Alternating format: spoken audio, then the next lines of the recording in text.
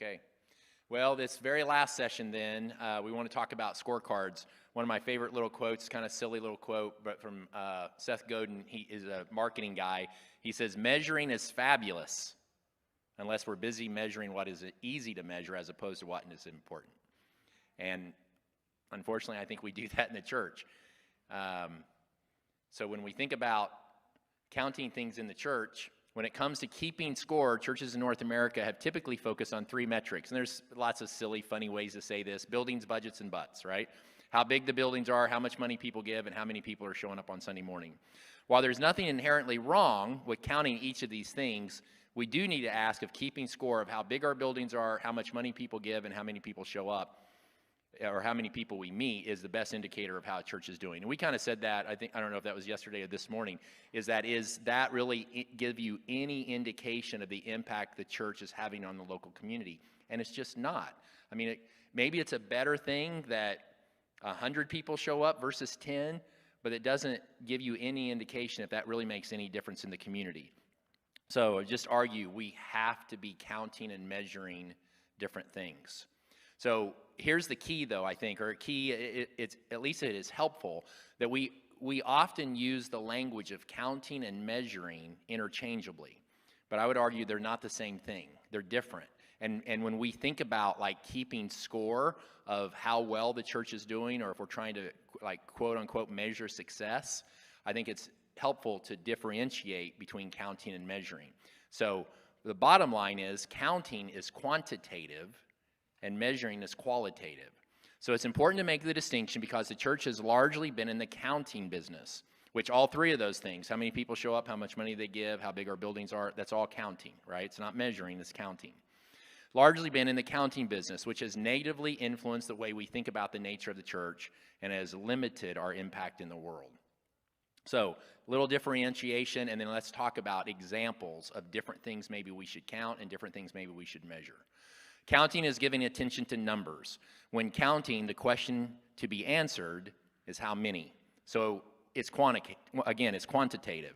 Instead of simply, so here's there's two things. One, I think, counting isn't bad. I just think we can count better things. So in light of conversations we've already had yesterday and today, I would argue that we need to be counting missionary behaviors and activities, not just how many people are showing up. Or another way to say it is really all of our things that we count have to do with Sunday morning.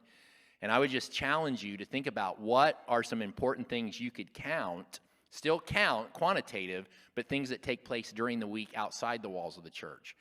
And I said this earlier, I kind of hesitate to give examples because you need to come up with this in light of who you are, where you are, the people in your church, what your community is like. But I'll just share some things maybe to kind of crack open your imagination. And you have to determine what's important for your church and your community. But what if we started counting missionary behaviors like how many meals you shared with lost people, the people in your church? What if you shared how many lost people someone had in their home on a weekly or monthly basis? What if you shared how many hours people in the church were mentoring or tutoring kids in the school down the street? I mean, and really, just to get moving, I would go, if I were you, I'd go back, I'd talk to my team and say, let's come up with 2 or 3 new scorecard counting things or measurables, and let's implement those.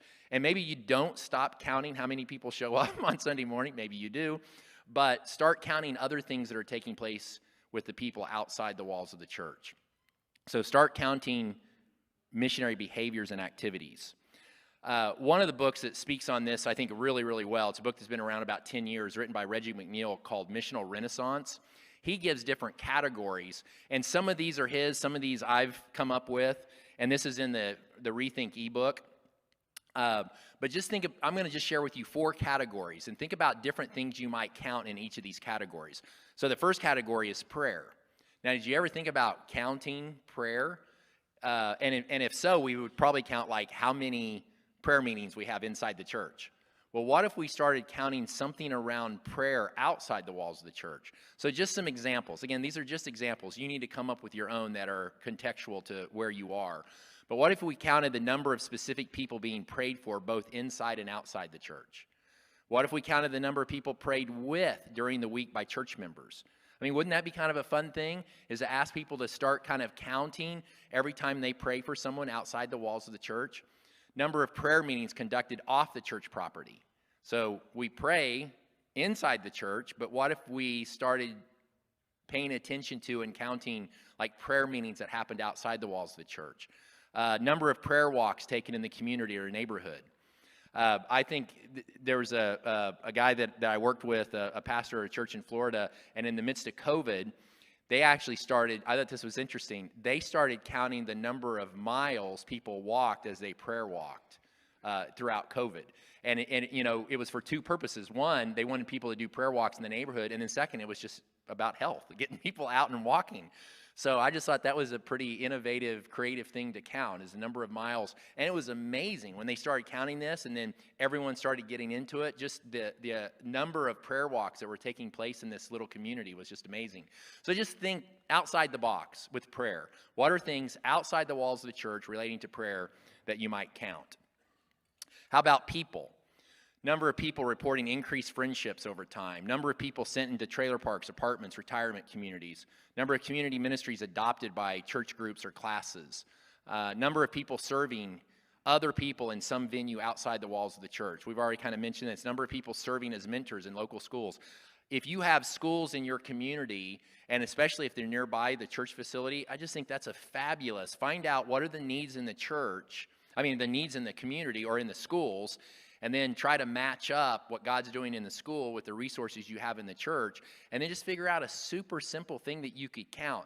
Maybe it's number of people, maybe it's number of hours of mentoring, and then think when you start to tell people in the church that, hey, these are things we're kind of keeping track of, it just tells them that that's something we value. We value the education of the children in that elementary school. So think about counting different things around prayer, around people. Another one that Reggie uses is time. Now this one is primarily about staff, but it could also be about others. And this is really about time or calendar. I think some of these are pretty creative. Time spent in mentoring people in the community beyond the church. Number of hours spent in direct ministry to community needs. Hours spent each week building relationships in third places. Hours each week spent supporting or ministering to single parents.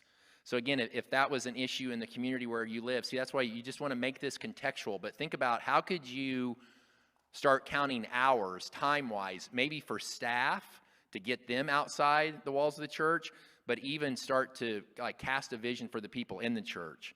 And then just one other category is that of facilities.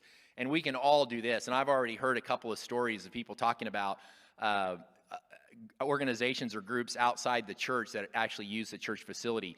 But what if we started counting things like that?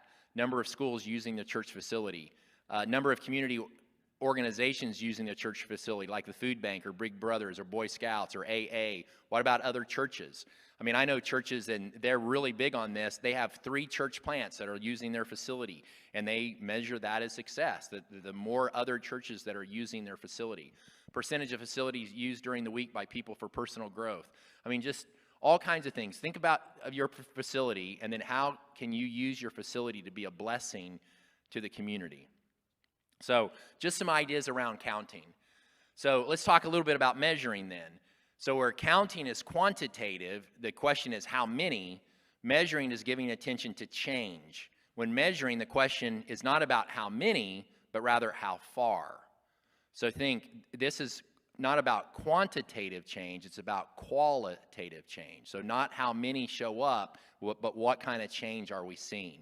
So conversations about how far are frequently about the change that can be measured over a particular time, as in how far have we come from the past year. So here's what I would suggest is when I think of measuring and how it's different from counting, is measuring with what the conversation we're having is I would say we need to try to measure change inside the church and measure change outside the church.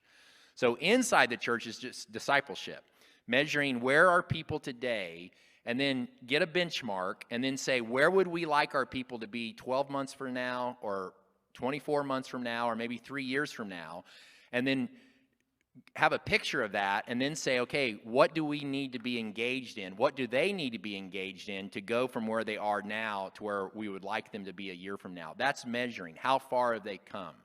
So that's measuring growth inside the church.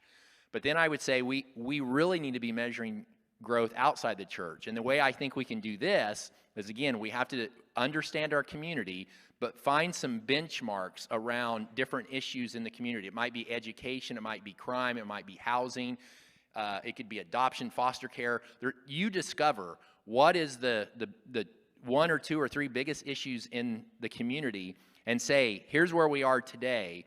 Regarding this issue, where would we like to see it a year from now or 2 years from now? And then ask, as a church, how can we help engage that issue to see that? So we're measuring change, right? It's not just quantitative, but it's qualitative.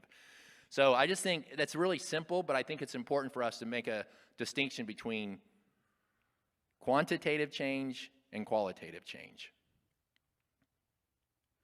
All right, so I told you we're going to keep this brief. But we really want just to kind of wrap this last session up, just have some table time. So, Crystal, I'm just going to let you sit, if that's okay. Go ahead. You look like you were working. So here's what I'd love for you to do. These questions that we have, but really focus in here. Think about your church and think about how could you do counting and measuring different. And I think it'd be fantastic if before you left here today, you had a new scorecard. And maybe it's just two. Just try to come up with one thing, at least two things. Maybe they're both counting, maybe there's one counting and one measuring. But what's something that you could do that would fit your community, fit the culture of your church, that would tell the people in your church, this is another thing we really want to value. We don't want to just value how many people are showing up on Sunday morning, but we want to value some other thing that we're going to count or that we're going to measure. So I'd love for us to be able to take a few minutes to do this, and I'd love to come back and hear from a few of the tables of how are you going to change or tweak your scorecard to measure success in your church. So let's take a few minutes to do that around your table.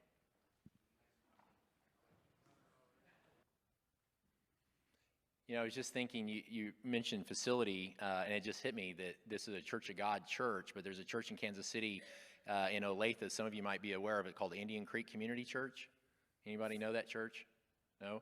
Well, so it's been several years ago, but a friend of mine and I used to run a conference. We did this conference for 7 years, and it was called Centralize. It started with an S, and it was really about missionary engagement or missional engagement. And it's funny, within the whole kind of like missional conversation, there's lots of different people, and there's some that are like, what's a good word for this? They're just really radical, okay? I mean, it's like, you know, almost like to an extreme that I don't think is very helpful, like anti-building or maybe even like anti-Sunday gatherings, like it's all got to be about mission. And I just don't think, personally, I don't think that's very helpful.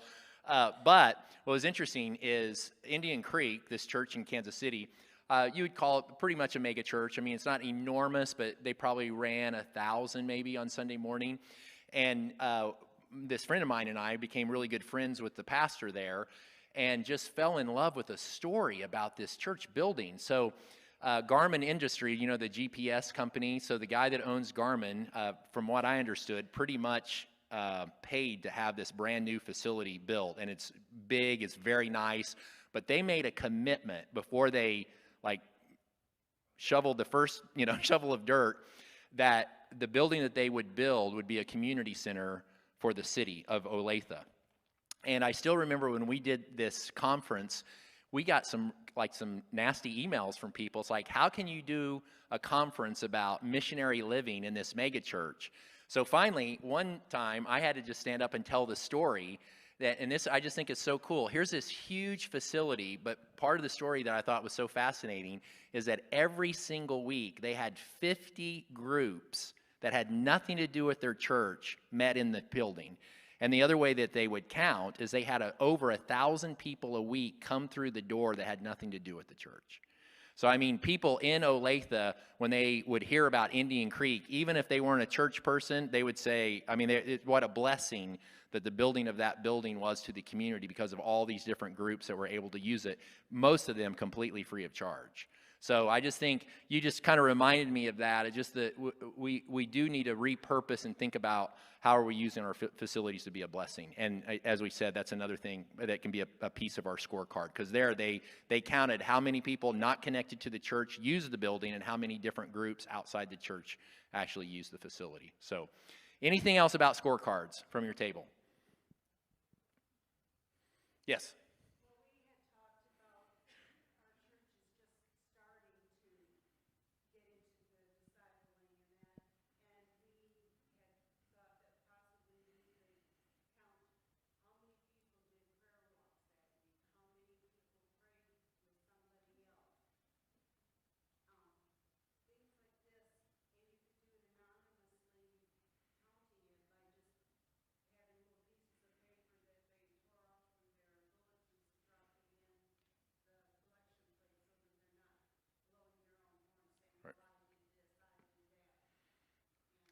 No, I love that. And it harkens back to a comment you made. I mean, we have to be wise about this, right? We don't want it to be, like you said, but sometimes we need to hear those stories. We need to actually encourage people, look, I know you don't want to stand up and tell this story, but other people need to hear that story. But I do think we need to be careful at times. And you can do this and just discern, are we counting the right things? And then how are we going to go about, like, getting that information? And we just need to be wise. We need to do that as a team, discern it well. But we can. I think we can do it and do it in a way that's encouraging to the people to engage in mission more fully. So I like that. Well, just to wrap up, let me just ask you one other question. Is there anything else? Maybe it's not to do with scorecards, but is there something that we talked about yesterday or today? There's like a nagging question. It's like, man, I wish you would address this, or there's one little area that, I wish you did a little deeper, or maybe there's a resource. I know I haven't mentioned enough books, so maybe there's a book you want to know about, or just any other question about anything that we talked about yesterday or today that maybe you're just kind of sitting there thinking, I wish you would have talked about this, or I wish you had a little more clarity on this particular topic. Any question in general you want to throw out there before we're finished? Okay, yes, sir.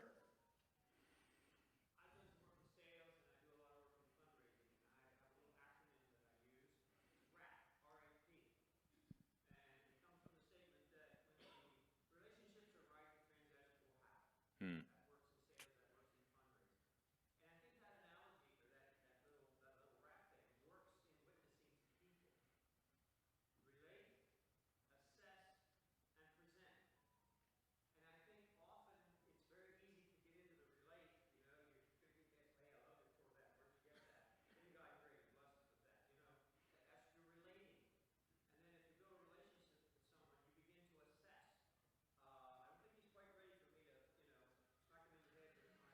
Right.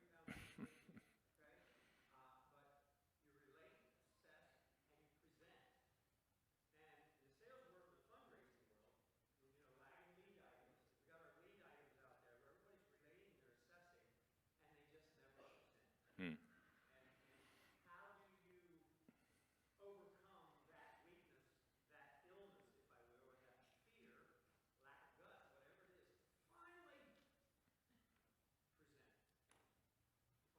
Yeah, absolutely. I like that. I like rap. Yeah, very good. No, I like it a lot. Any other comments or questions? Yes.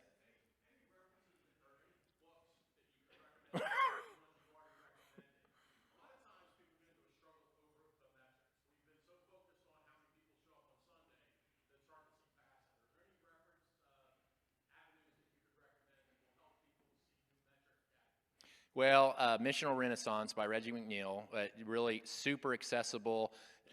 The single best book, and there's not a lot written on it, but the single best book on this topic is a little book written by a guy named Gil Rendle, and it's called Doing the Math of Mission.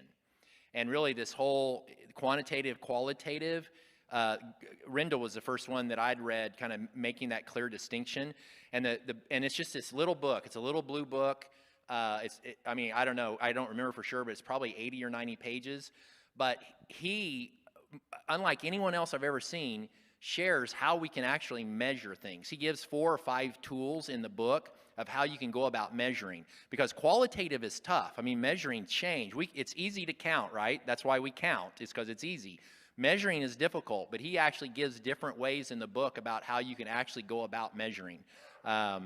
So yeah, it's Doing the Math of Mission by Gil Rendle. I should get royalties for these books. I don't, but I'm not smart enough to do that. So anything else? Any last comment or question? I guess I used to blog a lot. I haven't for some time, but there's a blog that still has a lot of content on there that I've put on. But the blog is missionalchurchnetwork.com. So it's just missionalchurchnetwork.com.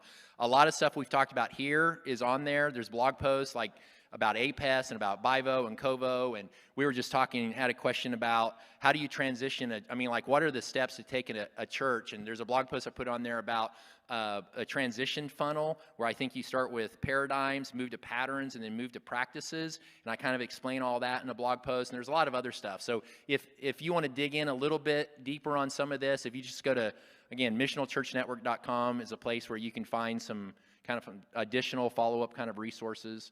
And then my contact information's on there too. If you have a question about something, really don't hesitate to just shoot me an email, and happy to get back with you. So, Crystal?